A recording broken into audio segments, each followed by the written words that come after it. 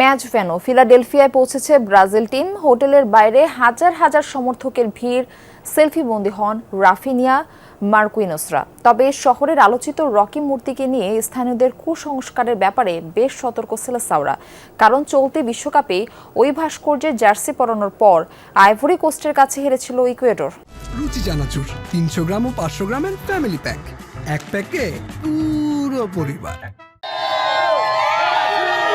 হাইতির বিপক্ষে ম্যাচের বাকি কিছু ঘন্টা মাঠে নামার অপেক্ষায় সেলেসাওরা। তার একদিন আগে ম্যাচ ভেন্যুর শহর ফিলাডেলফিয়ায় এসে পৌঁছায় 5 বারের বিশ্ব চ্যাম্পিয়নরা। টিম হোটেলের বাইরে হাজার হাজার সমর্থক ভিড় করেন প্রিয় তারকাদের দেখতে।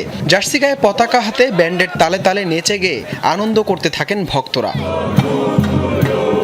টিম বাস আসতেই উপস্থিত ভক্তদের ভিডিওতে বন্দী ব্রাজিল দল। চারিপাশে ছেয়ে যায় হলুদ রঙে। বাস থেকে নেমে সমর্থকদের হাত নেড়ে সাড়া দেন ফুটবলাররা। মার্কুইনোস, রাফিনিয়ারা সেলফি বন্দী হন ভক্তদের সাথে। ফিলাডেলফিয়া জুড়ে এখন ব্রাজিলিয়ানদের আধিপত্য। তবে দেশটির সমর্থকরা সতর্ক আলোচিত রকি মূর্তি নিয়েও। প্রায় 10 ফুট উচ্চতা আর 1300 পাউন্ডের ব্রোঞ্জের কাল্পনিক এক বক্সারের এই মূর্তিকে অনেকেই ভাবছেন অপয়া হিসেবে। স্থানীয়দের বিশ্বাস, ফিলাডেলফিয়ার বিখ্যাত রকি মূর্তিটি যদি কোনো সফরকারী দল জার্সি বা পতাকা দিয়ে সাজায়, তবে শেষ পর্যন্ত ম্যাচে সেই দলই পরাজিত হয়।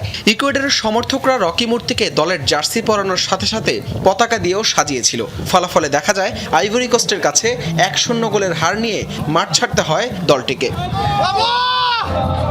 ইকুয়েডরের এমন ঘটনার পর নড়েচড়ে বসেছে ব্রাজিল সমর্থকরা। দেশটির গ্রিন অ্যান্ড ইয়েলো মুভমেন্ট নামক সমর্থক গোষ্ঠী ইনস্টাগ্রামে সতর্কবার্তা জারি করে লিখেছে, রকি মূর্তিকে ব্রাজিলের জার্সি পরানো নিষেধ। এমনকি এই ঘটনার পর অন্যান্য দলের সমর্থকরাও এই মূর্তি থেকে দূরে থাকাই মঙ্গল মনে করছেন। তবে রকি মূর্তিকে নিয়ে এই কুসংস্কার কাটুক না কাটুক, মাঠে ব্রাজিলের জয় দেখতেই মুখিয়ে এখন সেলেসাও সমর্থকরা। হাসান আল মারুফ, যমুনা স্পোর্টস।